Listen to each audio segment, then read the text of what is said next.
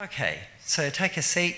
For those of you that were here on Tuesday, sorry this is a bit of repetition, but just a plug for my book. Today it is in New Crone and other Christian bookshops selling for, Coorong's selling it for about $20, other bookshops are selling it for $30. You can buy one copy for $15 tonight, and you can buy two copies for $20.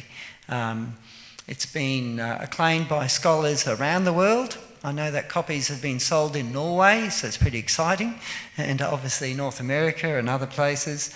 There's a copy in Mongolia, and I know there's a copy somewhere between Darwin and Broome at the moment too, but they weren't sold, they were gifts.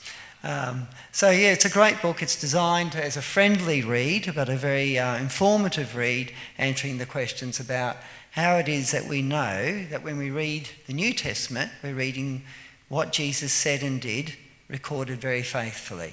So I do hope you take the chance of buying some copies tonight at the extra cheap price. And as I announced on Tuesday night, the Russian translation is just come to a finish, which is very exciting. It's got a long process of editing ahead, but the actual text is being read by some of my Russian friends now, so it's very exciting news.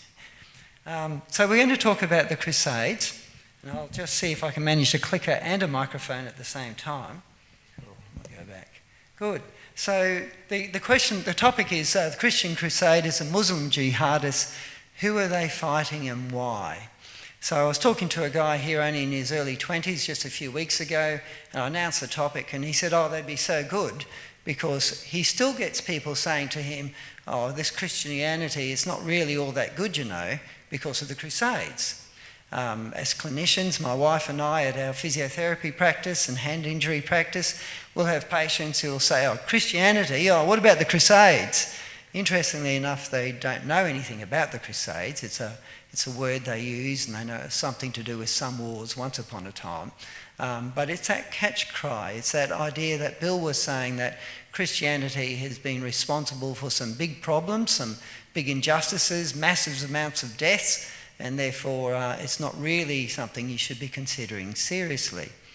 So when people talk about the Crusades, they are, just for your general knowledge, a series of wars that started in about 1095. That's when the first war was called. They didn't actually start engaging in battle to 1096. And most people would regard it, most historians, as generally finishing about the 1290s. So there's a series of wars. There was dozens and dozens of battles. It was not a simple picture. So sometimes, yes, there was so-called Christian forces and armies battling Islamic or so-called Islamic and Muslim armies. Sometimes it was Christian forces battling Christian forces. Sometimes Christian and Muslims were battling other Muslim groups. So it was a very complex scenario. But the reality is people still think that this action of these Crusaders was a legitimate interpretation of the Bible. This behaviour of going on these massive wars and doing terrible things to large numbers of people. And so they think of this, therefore, as an example of Christianity being a violent religion. And this is a problem. This is an obstacle. If you're trying to explain to someone the good news about Jesus and all they think it is bad news for societies, and a book that can be interpreted in a dozen different ways, as Bill said, equally or authoritatively or authentically, then we've got a problem in helping them to see that, no, it's like a well-written text. This message is quite clear. And so what I hope to do today is to help you to understand that the texts and the teachings from the Christian point of view and from some Islamic points of view are fairly clear.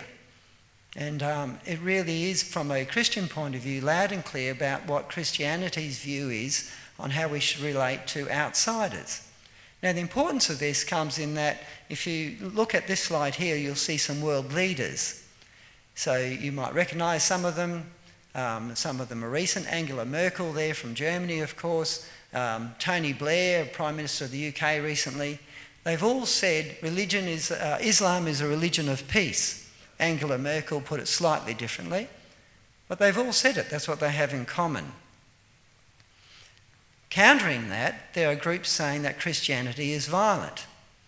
So in the UK, they have a Home Office, and their Home Office denied an asylum seeker from coming into the UK because this asylum seeker was from Iran.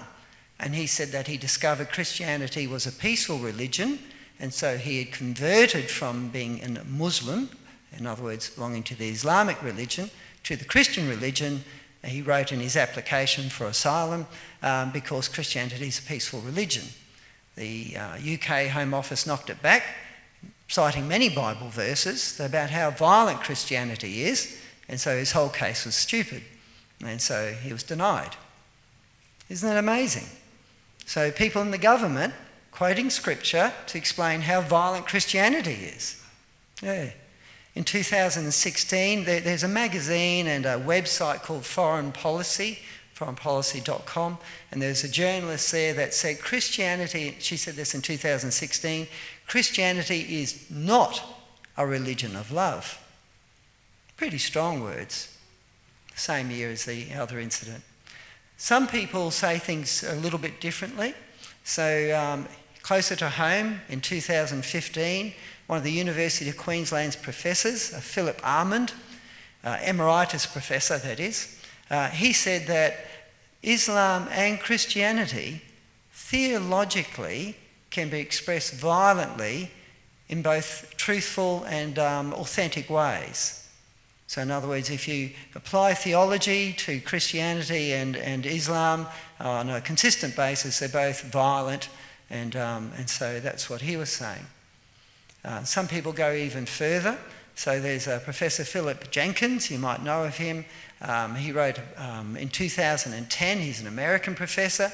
He said that the Quran is a lot more about self-defense than attacking, and that the Quran is a lot less violent than Christianity.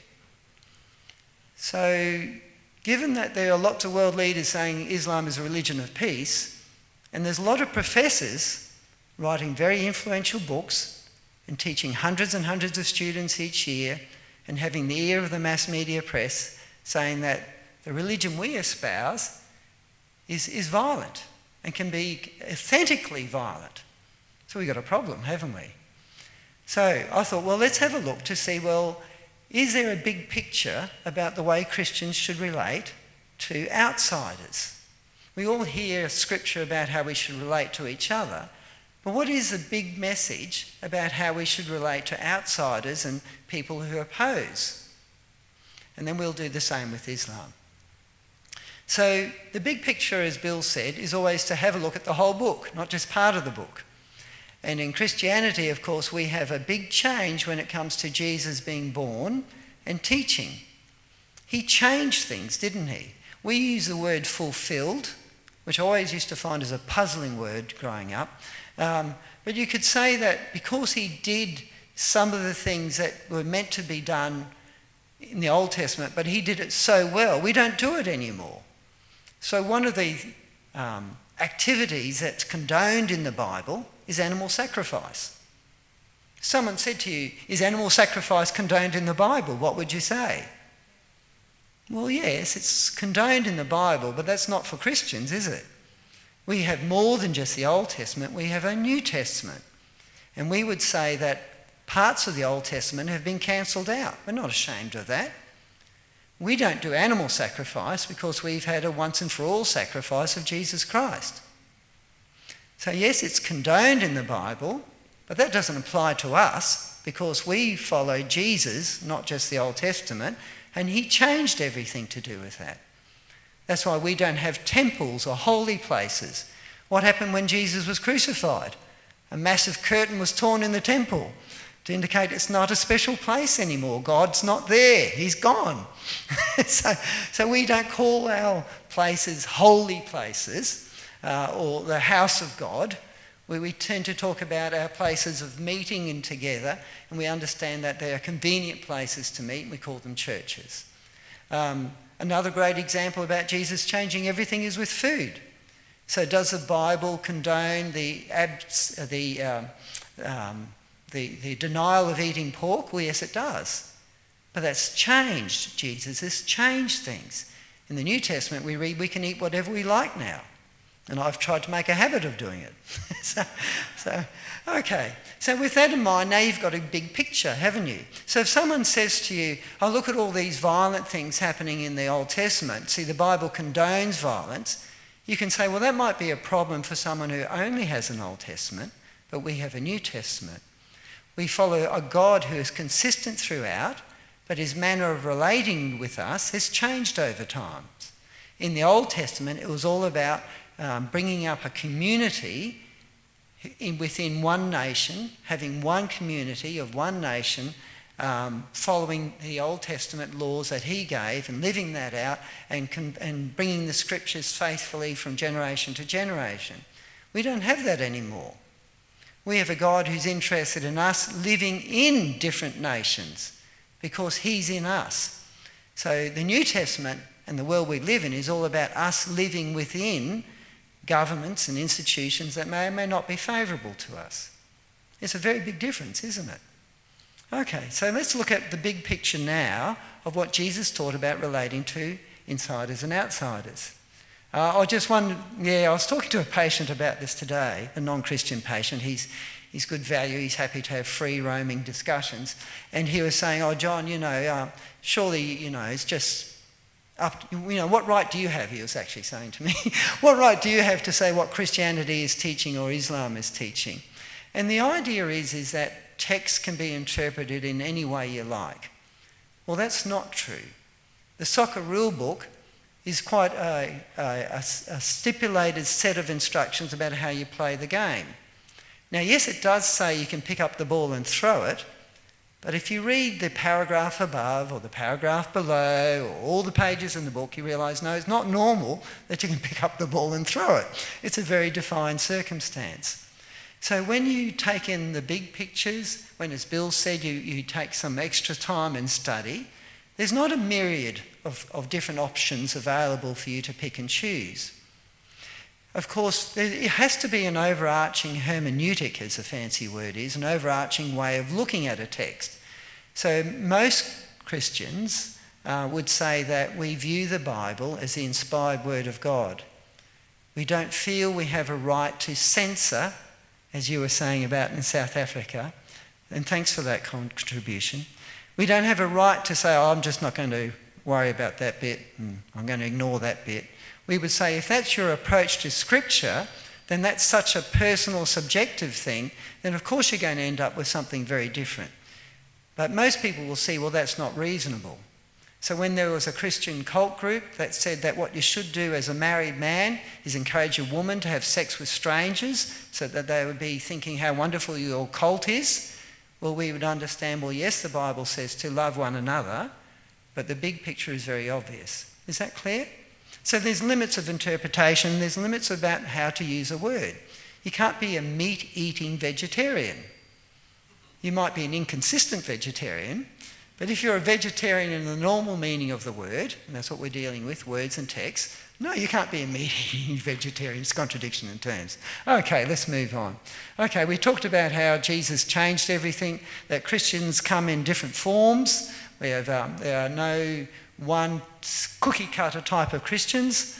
There are Christians in Greek Orthodox traditions, there are Christians in Catholic traditions, Christians, believe it or not, in Baptist traditions. And so we are all different. And also Christians vary in whether they're consistent with what they say with their mouths or consistent with the book they say they're following. Some Christians are very nominal. I've met people who call themselves Christians and it seems to me it's only because they're white, and which is really surprising. This is obviously many years ago. And then other people are very consistent with their following of Jesus. So not every Christian is the same. So what does it say? Well, let's go through some of this quickly because many of you will know some of these. Matthew 5 verse 43 to 45. Love your enemies, pray for your persecutors. It's pretty clear, isn't it? That should be our approach as Christians. Love enemies, pray for persecutors. Mark 10 verse 23, it says we should flee persecution. Not retaliate or try to get back at them late at night, but we can run away. And the implication of that is we should have places to run away to which is why in general Christian countries that have a Judeo sort of Christian backdrop to their laws, we accept people who are running away. Jesus was a refugee. Fortunately, he had a country to run away to. Also, we read about in Matthew 26, around verses 50 to 52, and Luke 22, verses 50 to 52, we read a story there about how Jesus was being arrested, and one of his disciples tried to defend Jesus with the sword. And what did Jesus say? Put away your sword.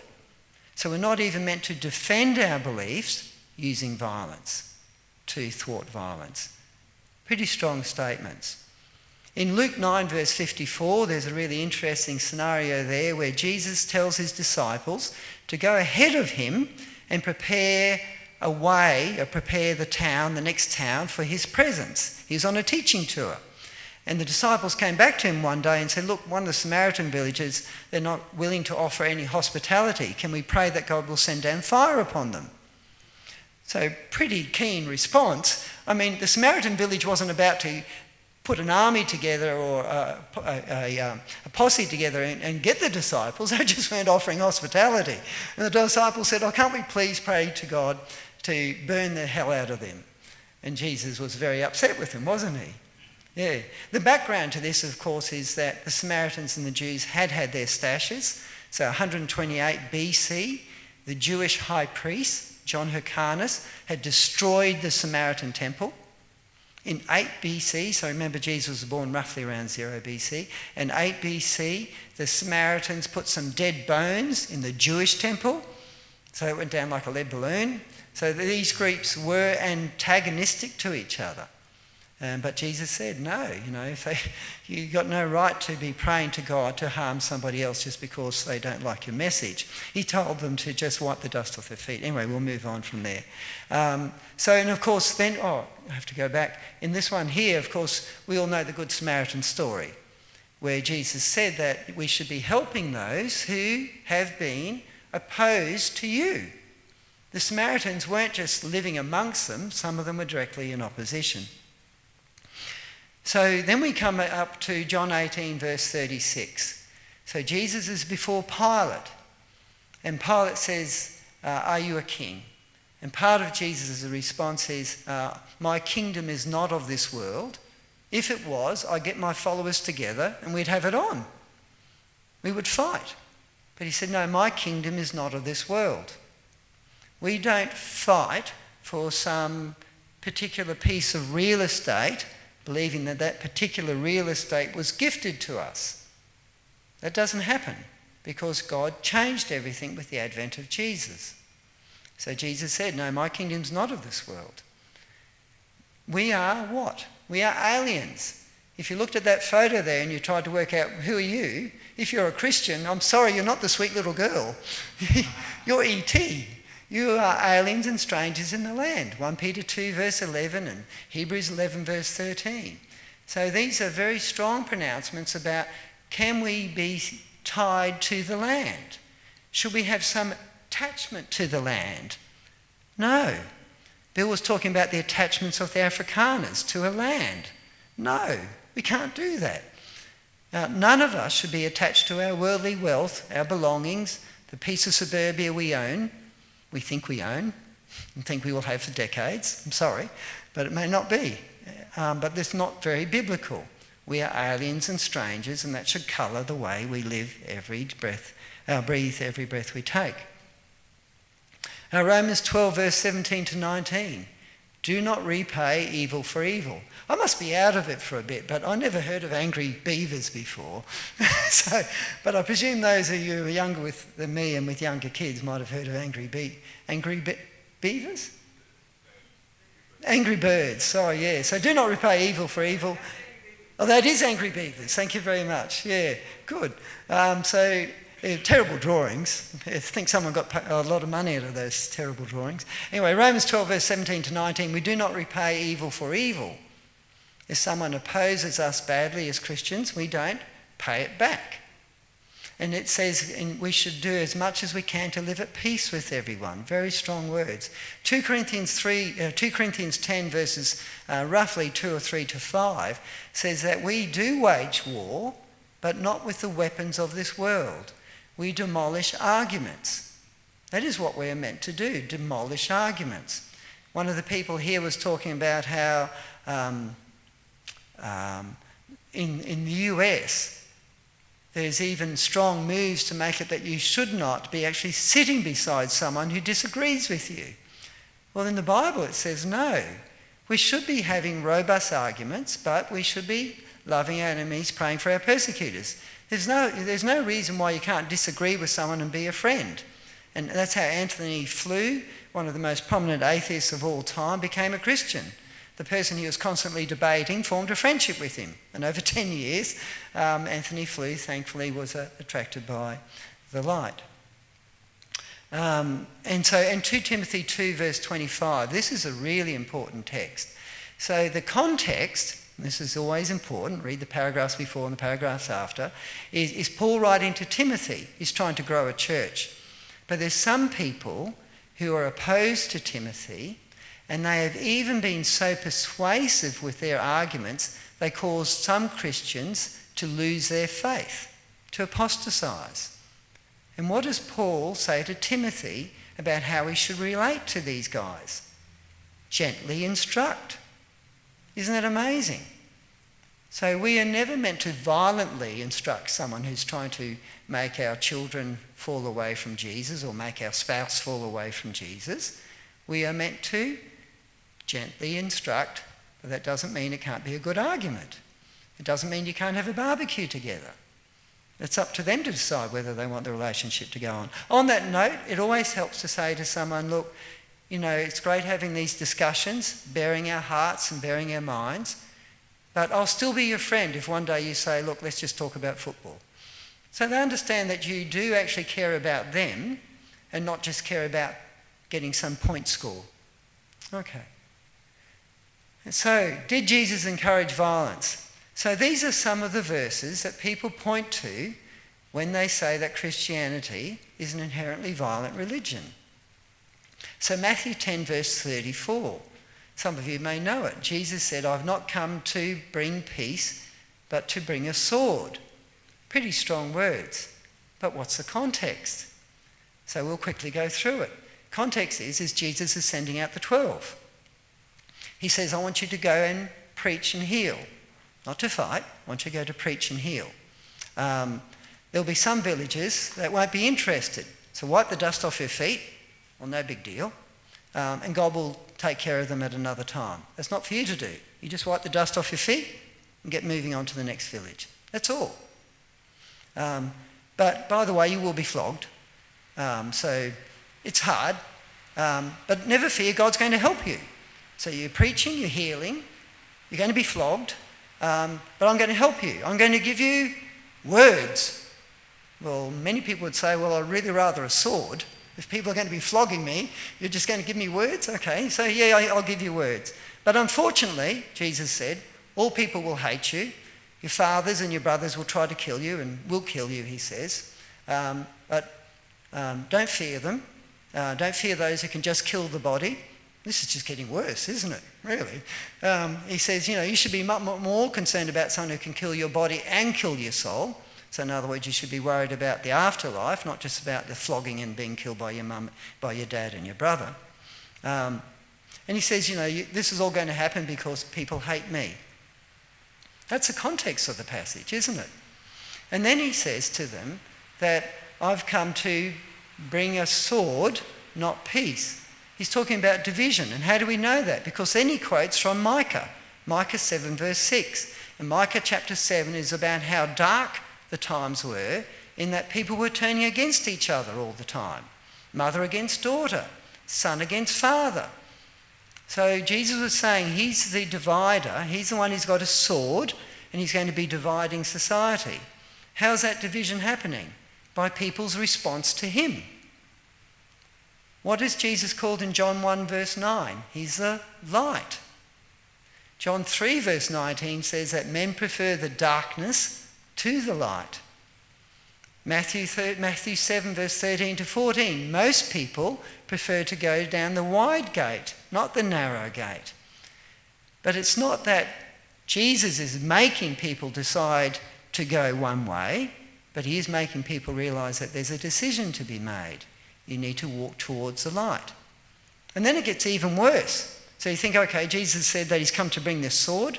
What does he say at the end of all of that? He says that you were to love me more than anything else, anyone else, and carry your cross. So the last thing the verse can be is about taking up physical swords, or Jesus wanted a physical sword to attack society, because he immediately talks about how you've got to be willing to carry your own torture device. So what's the next one people quote from? It's Luke chapter 19, roughly verse 26. And so many of you would have had probably an illustrated Bible with that picture in it, I'm sure. So this is about an angry king. And it's a parable. And this verse is used a lot by people who try to oppose our religion or say that Christianity is inherently violent. And they're pointing to the fact that the so-called Jesus figure in the parable says, bring those enemies of mine in front of me and slay them in front of me. And they say, well, he's not a very nice Jesus, is he? But what do we need to do? You don't need to understand the Old Testament even. All you need to do is read the context. What's the context? It's a parable. And like most parables, he tells you why he's giving it. In this case, he had been to Zacchaeus' house. Most of you might have known of the short guy Zacchaeus, one of my heroes. And I used to always think about apartheid and what a funny society it would have been if it was all based on short guys and tall guys. So this short guy Zacchaeus, he meets with Jesus, and Jesus says salvation has come to this house. So people are all G'd up thinking, wow, if it's come to the house of a sinner, salvation is coming to the country now. And it actually says Jesus told this parable because many people thought that the kingdom of God was coming at once. So we know what he's telling. He's trying to convey something to them about the fact of whether or what's going to happen about him coming. Is it at once?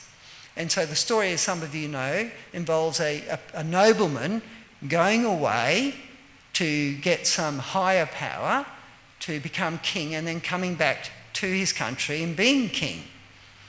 This smacks of reality to them. Herod the Great had done it in 40 BC. He left that country of Judea, went off to the Romans. The Romans said, yes, you're going to be the king, and went back. Somebody else had tried it, his son Archelaus. In 4 BC, he went to the Romans and got banished. So it didn't always work out the way you wanted it to work out. But they were used to this being reality. Just like Jesus' other parables, they are rooted in reality. Anyway, this nobleman's going off, and he's very generous. He has servants, and he gives them all some money. It's equivalent of about 80 days of working in the fields. It's a lot of money. So he gives one to each of his servants, 80 days worth of money to each of 3 servants, and then he goes away, meets the higher power, and then he comes back and asks them what they've done with it. And so most of you know this story. And then 2 of them did well with transacting and making that money work. One of them was worried and just buried it in the ground. What happened to that guy? Nothing much, really. He never had the money to start with, and at the end of the parable, he still doesn't have it. But what's interesting is all the other characters, and who are these enemies? So let's start at the very beginning. There's a nobleman. Let's assume that he's Jesus Christ. I think most Christian commentators would agree that who Jesus Christ is. When did Jesus Christ go away? When he's crucified and resurrected and ascended. That fits the context, doesn't it? The context is they think that the kingdom of God is all going to come at once. So no, he's painting the picture. He's going to go away. He'd often told them, I'm going to be crucified and killed and whipped, and this is a parable along the same lines. But he leaves his servants. Now, who are the servants? Most people say, well, they're the Christians, his followers. Who else can they be? He gives them gifts. And this is the interesting thing. He's wanting to know, what are you going to do when he's not back yet? Are you going to be someone who gambles that he's going to be like Herod the Great and he will come back? Or are you going to be someone who gambles that he's going to be like Archelaus and he won't come back? Because in the meantime, it's going to be hard for you. It's going to be hard for you. You got your gift, but you've got to do the transactions, but they will be hard transactions. But there's others in the scene, isn't there? There are those subjects that opposed the nobleman, Jesus Christ, going away. So there may be people in society who definitely didn't want Jesus ever to come back again. And then there are finally those that are standing by. And most people would probably think they're the angels. So in the end, Jesus was most interested in what did you do with your gifts when you said you were following him? Were you busy with your gifts, despite the fact that it might mean that you get opposition? Or were you just trying to be under the covers and lay low? That's what Jesus is interested in. But at the very end, there's an aside, isn't there? Those subjects, so not the servants, not the Christians that were opposed to him, bring them here. Who was to bring them here? And they were the angels, we believe, and they were to slay them. So there's no Christians being involved in the violence, is there? There's no Christians rounding people up and capturing them. And some people would say that the parable might not even be ending there, but ending earlier. The parable may really end with the nobleman deciding what would happen to the 3 servants with their money, that the rest of it was just a bit of reality. So we see this in other parables. So Luke 15, there's a woman with a lost coin. We don't apply every bit of the parable to Christianity, don't we? We don't believe Jesus has lost his coins or he's a woman. Equally, Luke 18, there's the woman with a judge. The judge actually says, who represents God in the parable, that he doesn't care about people. Well, most of us realise, we stopped the parable before then, the understanding, and that's just a reality check. And so there's a couple of ways to understand it. But whatever the case, it's not Christians being violent, is it? And it's talking about a future time when Jesus comes back. Okay, in Luke 22, so it's getting near the end. And Jesus is telling his disciples, I'm going away. You need to be prepared now. You need to get a bag and some money. If you don't have a sword, sell your cloak and get one. And people love this. They say, look, Jesus was encouraging his disciples to get militant. But no, it's not really that way, because you only have to read the paragraphs before or the paragraphs afterwards, what's actually happening in the scenario there. So if you just assume that the transaction is totally literal, so Jesus says, I want you to sell your cloaks, get a sword, and one of the guys pops up and says, we've got 2 swords. And Jesus says, enough. Now, does that mean enough, being 2 swords amongst 11 of you is enough? Well, maybe. That's one possibility, isn't it? But if that's the case, and he's clearly not expecting his disciples to become an armed militia, how can 2 swords amongst 11 guys be an armed militia? The other understanding is that enough is, I've had enough of your thickness. You guys are just so stupid. Don't you understand what I'm trying to say? Sorry. That you need to be prepared, and the word for knife or sword that he's using is just a domestic knife, and it can easily be understood that way, makera. In which case the enough applies to the fact that I've had enough of you misunderstanding me. Okay. So what else have people tried to say that Christianity is violent? And of course it's this one, Jesus with the whip. And of course this was a great favourite Sunday school story when I was a boy, finally getting some action happening. And can we role play this? Can we role play this? You could be the sheep. And of course that's reality. The whip was applied to the beasts. The scripture makes it very clear he applied it to the animals. He didn't apply the whip to the people. And so once again, it's just a matter of reading the text in context. So, is there a case for Christians being violent to persuade other people to become Christians? Obviously not. Is there a case for us to silence our critics by trying to kill them or fight them? No, it's not. Is there a case for Christians trying to fight to expand our territory? No. This is not a speech, though, about pacifism. There are times when Christians go to war. We usually do it for a variety of other religious reasons. Christians do have a religious worldview that we should be looking out for the defenceless. So some people will regard Christians going to World War II as looking after the defenceless against the onslaught of Hitler. So there is a religious reason for Christians perhaps going in that war, but it's not a religion to do with forcing conversions or spreading our faith, is it? I hope that's clear.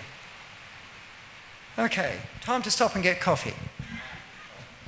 Okay, so we're talking about how people like to label Christianity as an intrinsically violent religion. And we've talked about how from a big picture point of view that's not so, and we've gone through some of their proof texts.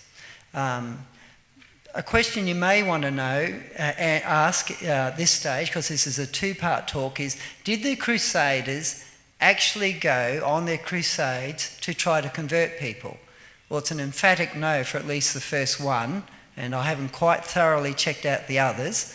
But there was, it seemed to me that, remember the first crusade, they joined swords in 1096, very early on, and they went all the way through to the late 1200s. It wasn't till about 1200 did anybody try to convert Muslims, and guess who it was? It wasn't the knights in shiny armour, it was Franciscans. so that's in this frontier that we're talking about. So you'd be pleased to know that. There were religious reasons that the Crusaders had for going to war. We talked about some of those religious reasons being big picture stuff, the idea of defending people who are being attacked and are helpless. But there were a couple of inappropriate, non-scriptural religious reasons as well. And we'll talk more about that in part 2. But the overarching thing I've hoped you gained from this first session is that no matter which way you shake it up, Jesus did not want Christians to be using the sword for their own little Christian ambitions. That's very clear, isn't it? So you already know that the other reasons that were used to motivate Crusaders were very unscriptural. You already know that, but you may well be interested in next session to hear what they are. So now we're going to cross the fence, so to speak, and look at our brothers. We're going to be looking at what it is that Muslims believe in. Now, Muslims, like Christians, are not all the same. Some of them are ardent and consistent, and some of them are nominal. Some of them will know a lot about their religion, some of them won't know much at all. A lot of my Iranian friends, so Persian friends, who have become Christians from a Muslim background, one of the reasons is that because they are not Arab native speakers, and yet they're meant to read their religious texts in Arabic. So they only knew what it said based on what others were telling them. A bit like what Alan and Margaret were saying about in South Africa. They only knew what was happening based on a very censored institution. Yeah, okay. So Islam, of course, is a very diverse group of religions, and we've got a lot to cover.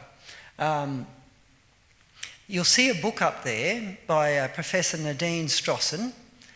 So she's the past president of the American Civil Liberties Union.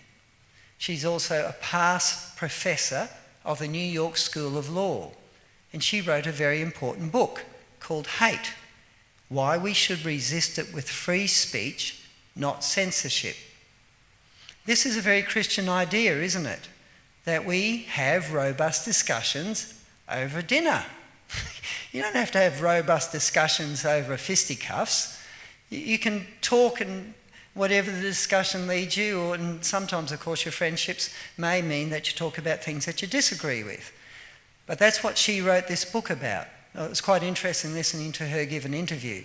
At the present state, our society is being pushed into dividing, so you really shouldn't even be sitting beside someone you disagree with.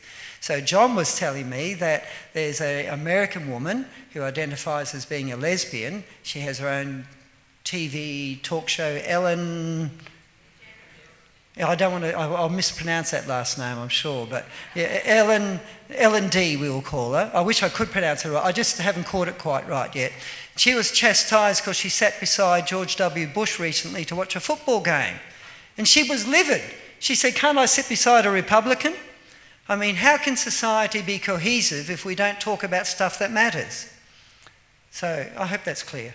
And of course, we talked about Matthew 5, verse 43 to 45. Love your enemies, pray for your persecutors. How can you love them if you don't talk about stuff that matters?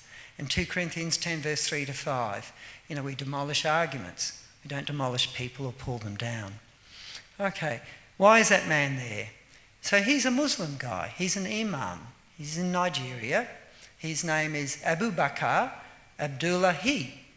And at the age of, in 2018, 3rd of June, so just last year, he helped save over 260 Christian men, women and children. He hid them in his house and put them in his mosque so that the Muslim militants, the Fulani, wouldn't kill them all. And when they wanted to, he said, no, you can't go in there. He risked his life to save these people and he got an award. So don't box people into thinking that, because they follow this ideology or identify with this ideology, in some way they're all bad or whatever. They're going to be like you and I. They're going to be very different. And some of them are going to be more brave and more heroic and more sacrificing than we are, perhaps. We're talking about ideologies, not individuals. That's what we are fighting against, isn't it? Ideologies, not individuals. Okay, what's this about? Resources. We live in such a privileged age where you can get on the internet and you can look at translations of the Quran in multiple English versions. Now, some of these websites are closing down, whereas I used to be able to get on one website and compare 12 different English translations of the Quran. I'm now a lot more limited. Equally, you can get onto websites, these are Islamic-run websites, and you can, not all of them, and you can read the Hadith in English, and we'll talk about what they are. So in other words, you can do your own reading of the text. You don't have to buy a Quran or borrow one. You can read it yourself in the comfort of your own home. If you want to study the original text, it's a good thing to do. Other resources. So this book here, this is The Legacy of Jihad by Dr. Andrew Boston. So he oversaw the translation and publication of an enormous amount of recent material from Arabic and other languages. And it's a really good book, The Legacy of Jihad. It's not exactly a light read because it's a sad subject, but it's very thoroughly done. This book here is a favourite of mine. It's a short little paperback. It's by Dr. Bernie Power. He's a very smiley guy. He's a lovely guy. He's at Melbourne School of Theology. He did his doctorate in theology in the Hadith. And so you just think of them as sayings now, sayings of Muhammad. That's what he did his doctorate of theology in.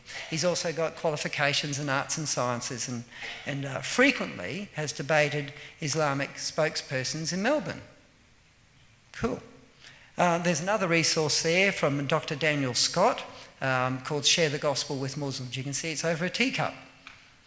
Great resource material, really good resource material. And he's a man who very much opens his home with what little he's got to Muslims who are interested. Okay, so where does it all start? Where does it all start? So it all started with a man called Muhammad, 570 AD. A long time after Jesus. A lot of people I find are very surprised that this is stuff that happened after Jesus, not before. So 570 AD, Muhammad was born. And a lot of the action happened. If you can see on that slide, there's a white line separating the two countries of Egypt and Sudan. If you travel that line to the right towards Saudi Arabia, can you see the little faint white line between the two countries? Between Egypt and Sudan, there's a little horizontal white line. If you cross the Red Sea with that white line, you bump into Mecca, basically.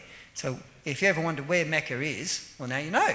Yeah, it's very easy to find. Medina is about 300 kilometres north of that. It used to be called Yathrib. So he was born in 570 AD, Muhammad. He was born in an Arab milieu, Arab tribes. Who were the Arabs then? Some of them were Christians, some of them were Jews, many of them were polytheists. They had many, many different gods. And when he was about 40, 610 AD, he started this religion which we call Islam. And of course they have a god that they've defined in their text called Allah. So pretty straightforward. He believed that he would get dictation about a book in heaven called the Quran. So when they look at the Quran, they don't view it as the words of Muhammad or the ideas from Muhammad's brain. They view it as the dictation that came through Muhammad. There's bits of debate about who actually did the final writing, but basically the angel Gabriel with 600 wings was meant to have said all this stuff to Muhammad, and through him it got written down. And this process of him writing bits of revelation went on until he died, right up to the year he died. So he died 632 AD. Remember, he started in 610, so for 22 years he'd add bits and pieces, which, according to Muslims, wasn't from his words or his heart. So in 622 AD, something big happened. There was a second hijrah, the second migration. And that's where their calendars start from. That's why they have a different 0 year than we do. Our 0 year is based on Jesus Christ. Their 0 year is based on this migration, this movement towards Medina. So the movement from Mecca to Medina changes everything. It's like the movement of Jesus incarnating on earth changed everything. The movement from Mecca to Medina changed everything. Back then it was called Yathrib at first. Cut a long story short, he died in 632, and what happened then? Many of the Arab tribes that had sworn allegiance to Muhammad, for various reasons, which we'll come to, thought, well, we swore allegiance to Muhammad, he's dead, we're off. We don't feel we need to go under your collective power anymore. And the Muslim leadership became split because the head honcho was gone, Muhammad. So there was one group who said that the new rulers should belong to some friends of Muhammad, Abu Bakr, another guy called Umar, and others said, no, the person who should take over the helm should be someone related to Muhammad, who's also an honourable person. And that guy's name was Ali ibn Abu Talib. So this is the beginnings of the split between the Sunni and the Shia. And this is so relevant today. Saudi Arabia is a Sunni-run country. Iran is a Shia country. No doubt there are many reasons why they hate each other, but this is one more reason. Yeah. Okay. So now you know where the split came. Now the Shia say that there's no ambiguity. Before Muhammad died, he did say Allah's meant to be the next guy. But the Sunnis say, no, that never happened. And so that's why we end up with the difference. Now the Shia tend to follow the bloodline. So after Ali ibn Abu Talib, he's interesting actually. He was adopted by Muhammad. He married the daughter of one of Muhammad's wives called Fatima, and then he had kids, Hassan, and then the next generation was Hussein, and these are why these names are so popular today. Yeah, okay. So, but that's on one stream, that's the Shia over here, and then the Sunni over here, of course, they're following based on, if you like, a community idea about who should be the ruler.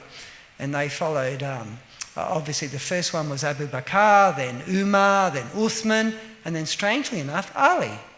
So for a little while, Ali was it, but that created a lot of factions. So I hope you can see that there were splits and big battles.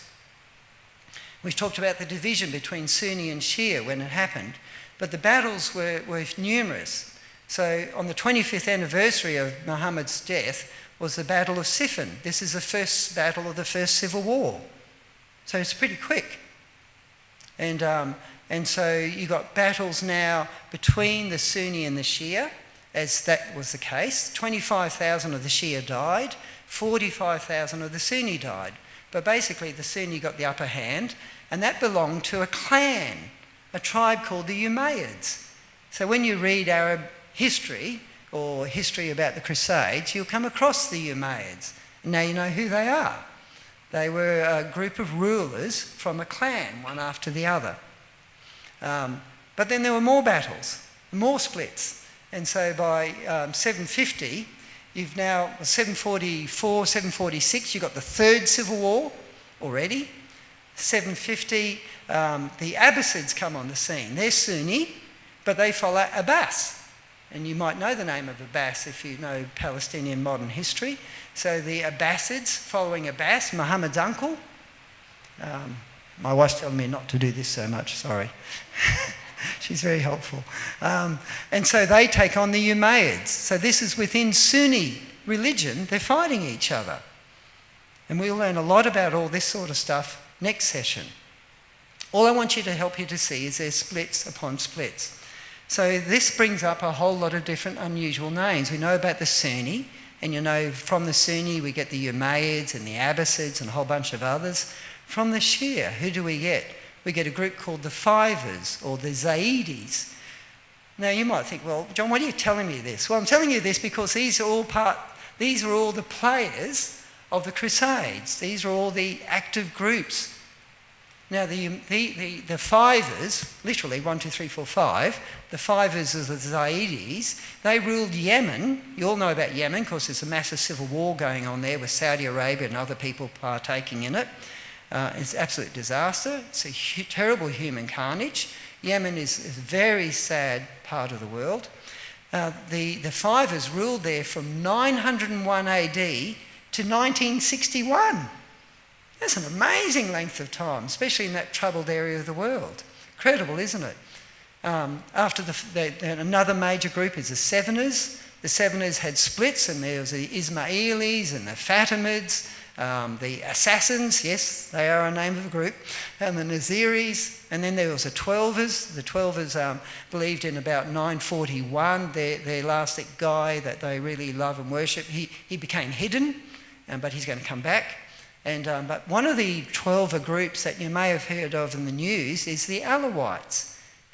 Do you know who's an Alawite that we hear on the news? Bashar al-Assad, the president of Syria. He's an Alawite. Now these are a very different group again. Once again, a very still within the Islamic umbrella, but they're allowed to drink alcohol. That is really unusual, and they believe in reincarnation. If you're an infidel, you could come back as an animal or as a Christian. How terrible would that be? Yeah, fascinating. And then there's been more splits. You know, one of the big groups in Indonesia that hits our press is the Ahmadiyas. They seem to me to be, how do I say that? Their way of looking at the text is very different. And they believe Jesus Christ was crucified.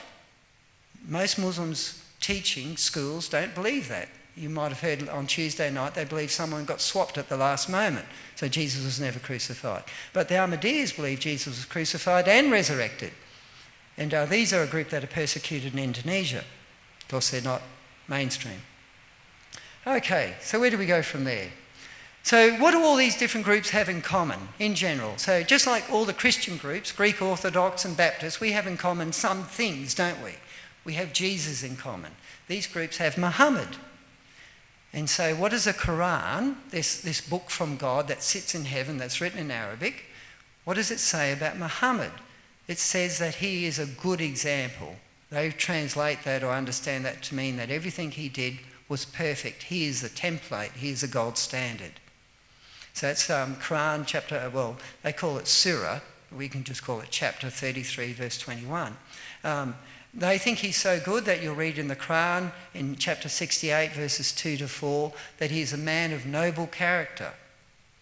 So he's their template. We imitate Jesus, they imitate Muhammad.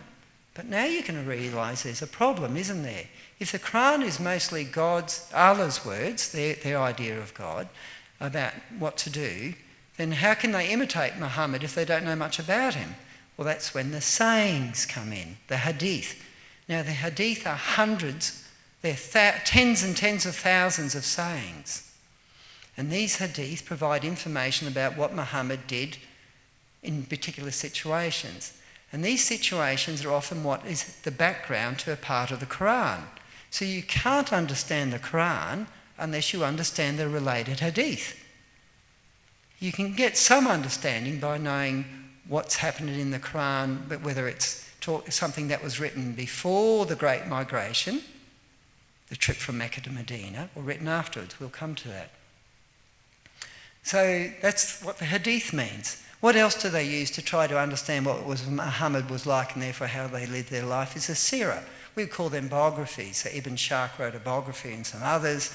And then there's a tafsir, so commentaries. So you've got all this information coming and you're thinking, well, how do I synthesise all that?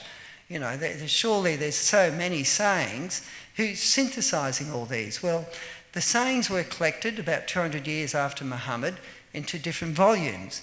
And this is where it's important to know the difference between Sunni and Shia.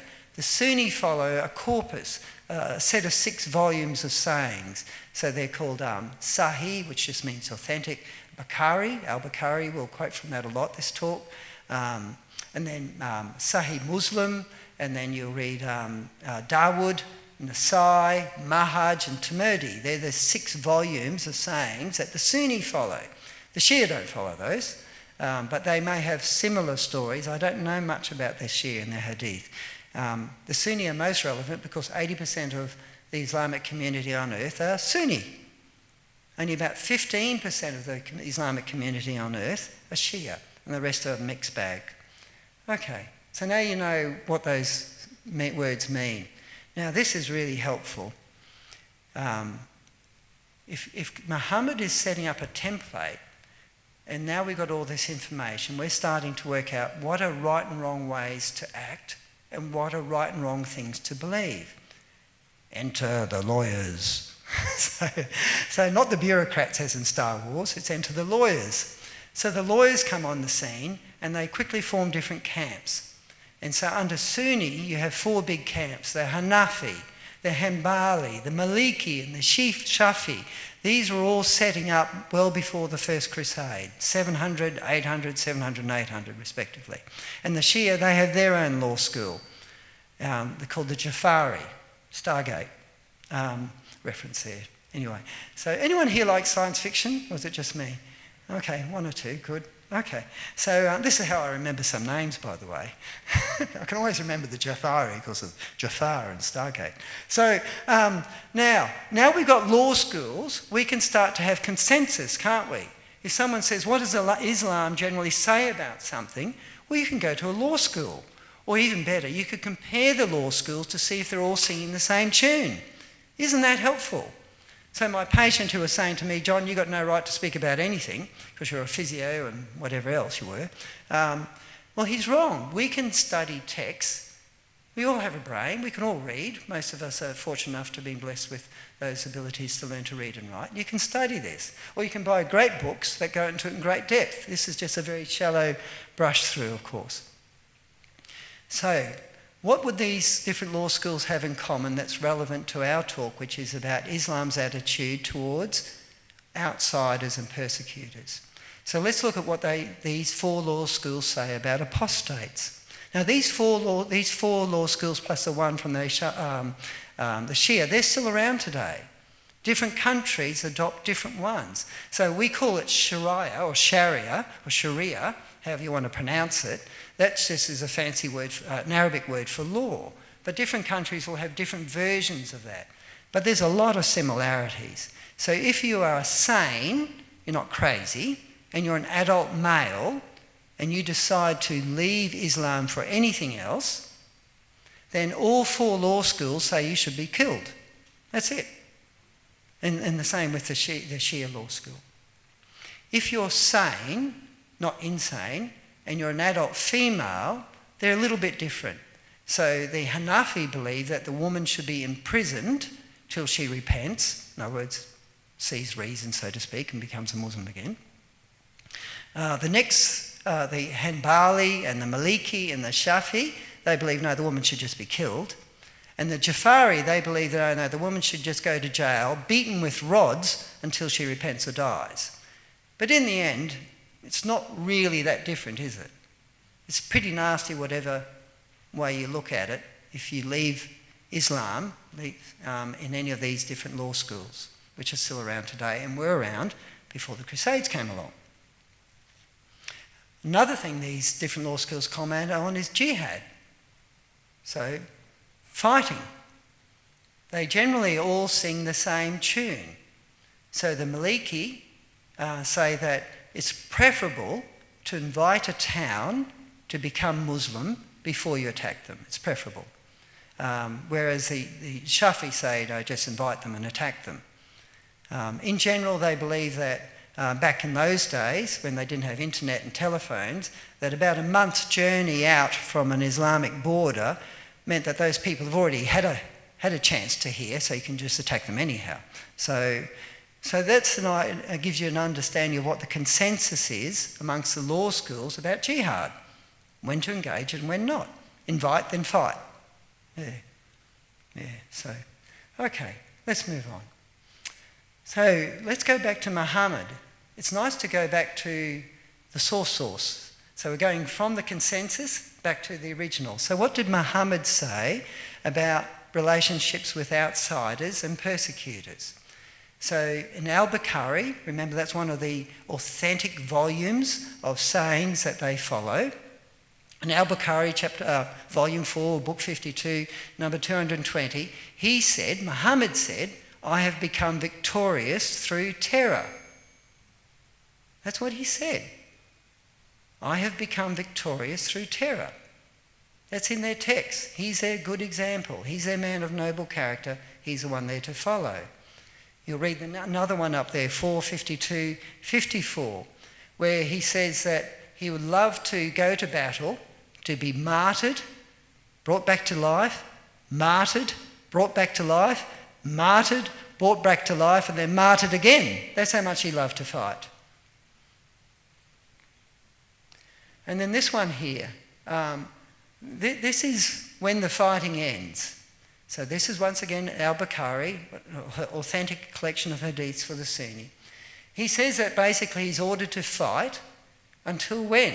Until everyone has worshipped Allah as Allah, everyone worships Allah, everyone recognises Muhammad as the prophet, and if they do that, they will save what? Save their lives and save their property. So he's making it very clear what sort of fighting he's talking about, isn't it? It's not fighting over words. It's fighting about what you're going to save if you accept, and equally what you're going to lose if you don't accept. Very different to Jesus, isn't it? Very, very different. Okay, what's his character like? They were his words. What was his actions like? He led more than 20 battles, and he directed more than 50 battles apart from those 20. So he put his words into action. He did not like opposition. Now, opposition can mean different things, can't it? So I thought I'd give you an example of what opposition is and what he thought should be the appropriate response. So a husband came to Muhammad one day, and this is in Al-Dawood, and this is one of the authentic hadith for the Sunni. And the husband came to Muhammad and said, Muhammad, my wife has been mocking you night after night after night. Ipso facto, Muhammad did not know that the wife had been mocking him, mocking Muhammad. Clear? So this man was a Muslim husband, and he didn't like the fact that his clearly non-Muslim wife was mocking Muhammad night after night. Night after night. So he grabbed a knife and stabbed her, killed her. So he comes to Muhammad saying what he did. So Muhammad then has a murderer on his hands and says no punishment is required. Normally in that society, you kill someone that you shouldn't be killing, you know what the punishment is, but no punishment's required. So that's opposition. Just someone criticising Islam, criticising Muhammad, even though he didn't hear it himself and it was only verbal. It had nothing to do with his physical safety or the defence of his men or anything like that. This is also from Bukhari. So some people were sick, some Arabs were sick, and they came to Muhammad looking for help, and he gave them help. He gave them some camels, told them to go somewhere with their camels, and he sent off one of his men with the camels to help these people. While this group, I don't know how many, I've heard 8, were away, they decided to abandon Islam, and so they became apostates. They killed the camel herder, and eventually Muhammad heard about this. So he sent out a party and he got the men back. So these were villains, weren't they? They killed somebody. So he had all of their eyes burnt out, all of their hands and feet cut off, and they were left in the sun to die. The interesting thing is the tafsirs, the commentary, said this punishment was because they were apostates, not because one of the 8 had killed somebody. Yeah. Very serious. Why is the number 7 there? Muhammad had ordered the killings of a significant number of people, but I picked 7 because, as best as I could understand, these 7 were very innocuous. One was a young girl who used to sing satirical songs about him, so these were on his hit list. One was a man who lamented about the number of people in Mecca that got killed. He wrote a sad poem about it, a lament. One was a guy who was encouraging Muslims to apostasize. Didn't seem to be trying to do anything more than that. And one was a competitive prophet in Yemen. So he did not like opposition, even if it was just verbal. Okay, now when you read the Quran, you'll read lots of nice things in the text. And that's because of what happened when everything changed going from Mecca to Medina. When he started the religion up in Mecca, he stayed there for about 10 or 12 years. About 12. And he had a start-up, didn't he? Brand new religion.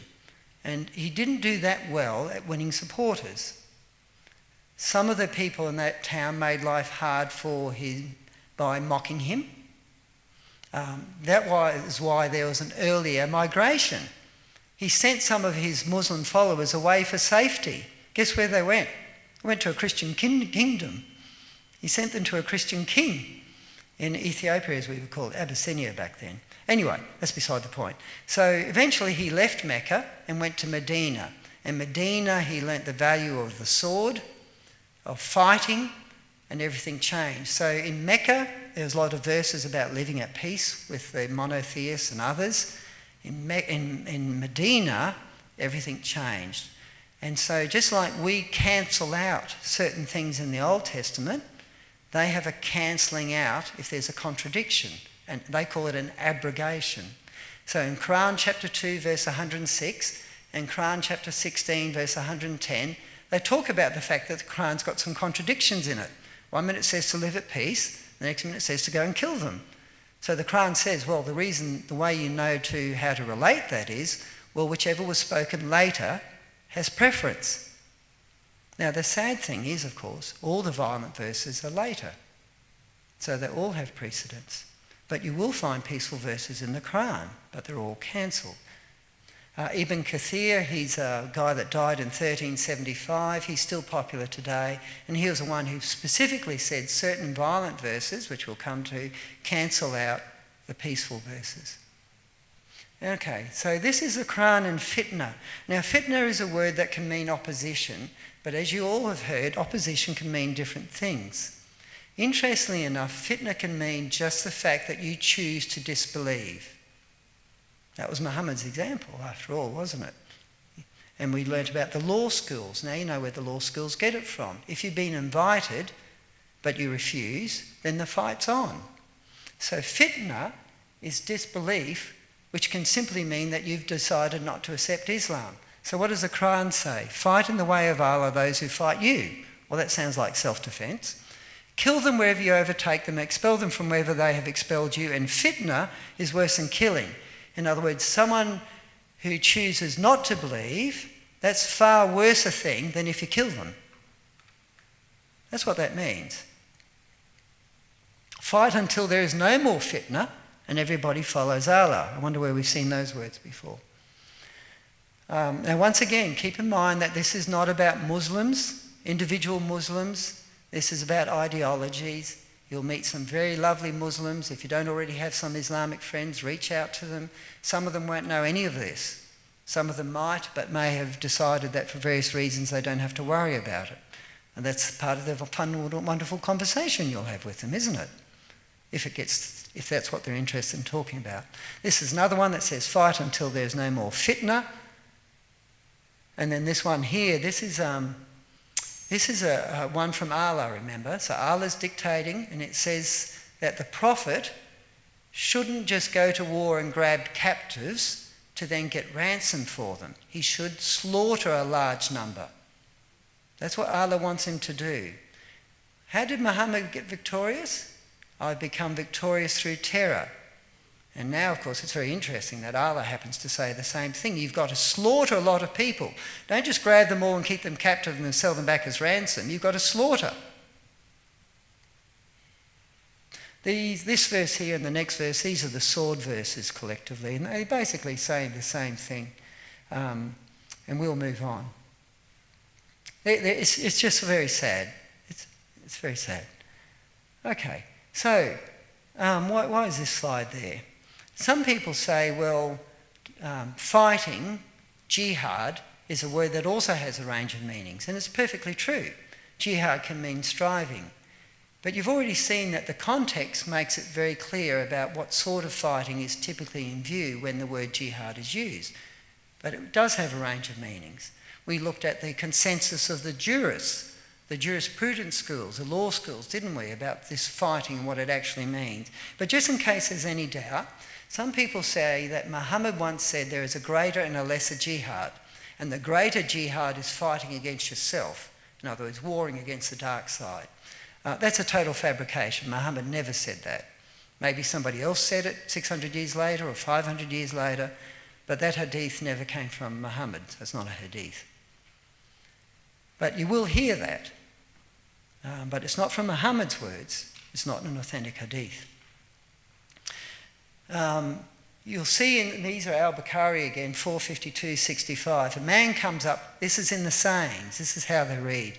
A man comes up to Muhammad and says, one man goes to fight for Allah's cause because he wants the booty. Now it's very important to understand that when they go to war, the booty is what belonged to them by right. So one man goes to war in Allah's cause because he wants the booty. Another guy goes there because he wants to show off. And another guy goes because he wants to be famous.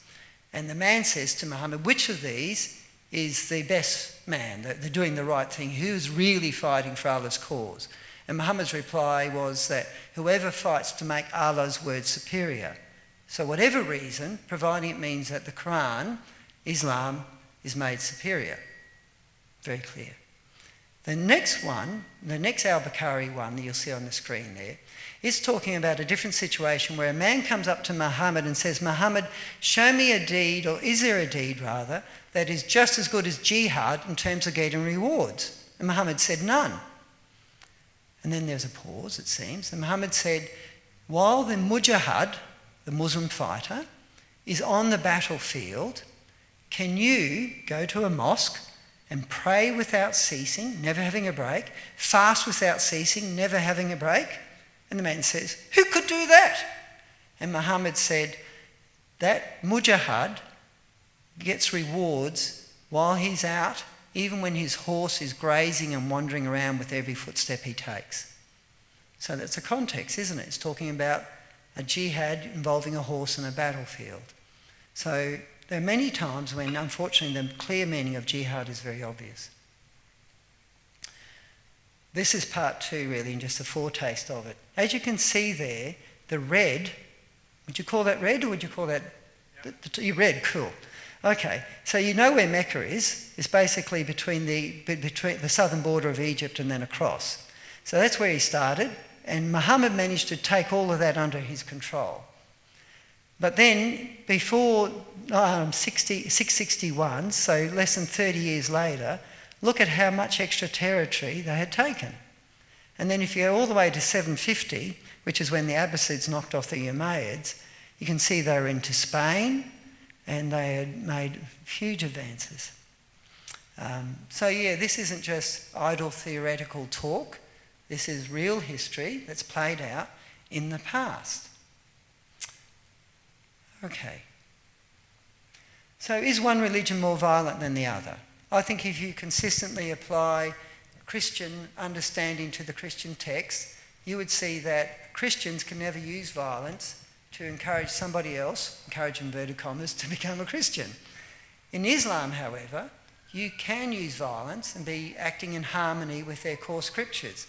You can even do it if just someone chooses not to believe, and nothing more than that. So this is what was the context of what was going on before the Crusades. And this is important to understand. I'm talking about back then. It's a whole different conversation about today's world, of course. But that's where we're about to leave it. I'll finish in prayer. Almighty God, I think so many times about how many of us have never had to face war. Being born in a privileged year, never been called up to Vietnam, I've had it so good. Thank you that our country has been spared great ravages of war to most people here. We think of the First Nations people and the suffering they endured under individuals and settlers, and we pray that they can be healed of their hurts. I pray that all of us will be strangers and aliens in this land and live our lives accordingly, set free from the shackles of attachment and willing to serve you no matter where it causes us to end up. Oh, make us strong, Jesus, make us brave. I feel so weak-kneed when I think about how tough it is for my Christian friends. Amen.